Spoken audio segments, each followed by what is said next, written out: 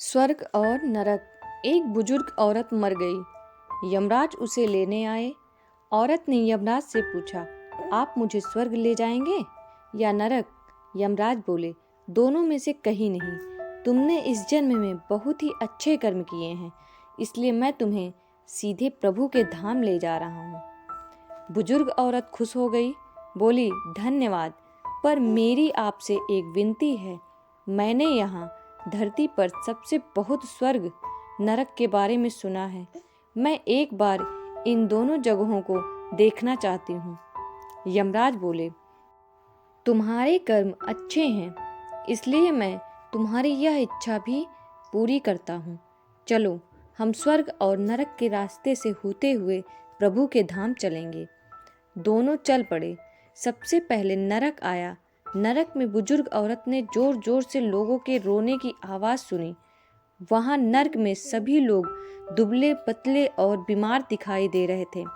औरत ने एक आदमी से पूछा, यहाँ आप सब लोगों की ऐसी हालत क्यों है?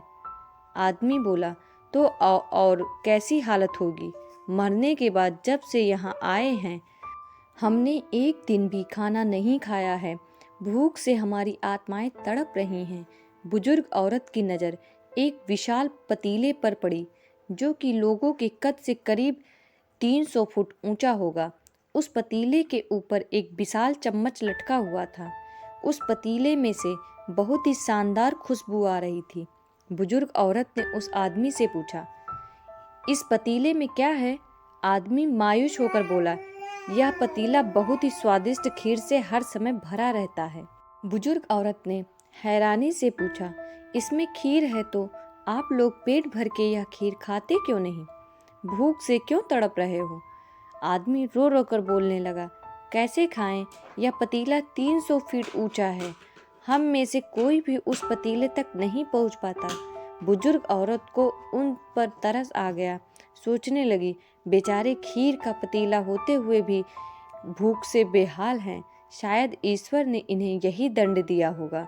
यमराज बुजुर्ग औरत से बोले, चलो, हमें देर हो रही है। दोनों चल पड़े। कुछ दूर चलने पर स्वर्ग आया। वहाँ पर बुजुर्ग औरत को सबकी हंसने खिलखिलाने की आवाज़ सुनाई दी।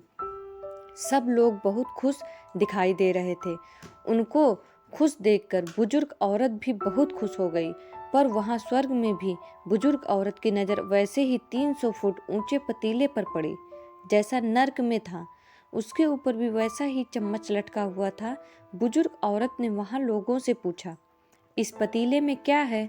स्वर्ग के लोग बोले, इसमें बहुत टेस्टी खीर है। बुजुर्ग औरत हैरान हो गई।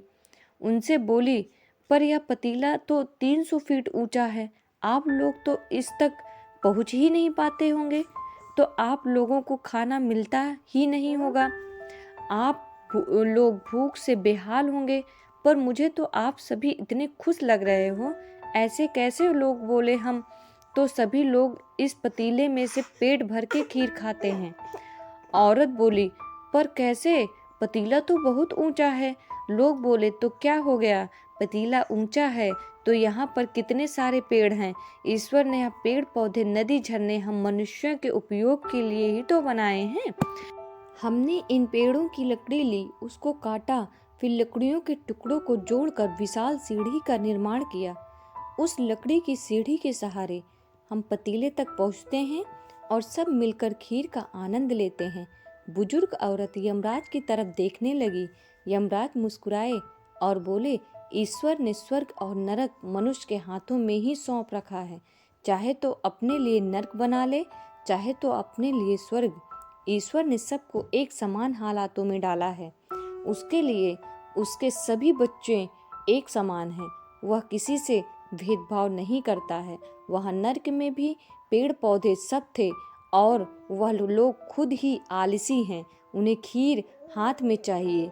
वह कोई कर्म नहीं करना चाहते, कोई मेहनत नहीं करना चाहते, इसलिए भूख से बेहाल हैं, क्योंकि यही तो ईश्वर की बनाई इस दुनिया का नियम है। जो कर्म करेगा, मेहनत करेगा, उसी को मीठा फल खाने को मिलेगा। तो फ्रेंड्स, ये वीडियो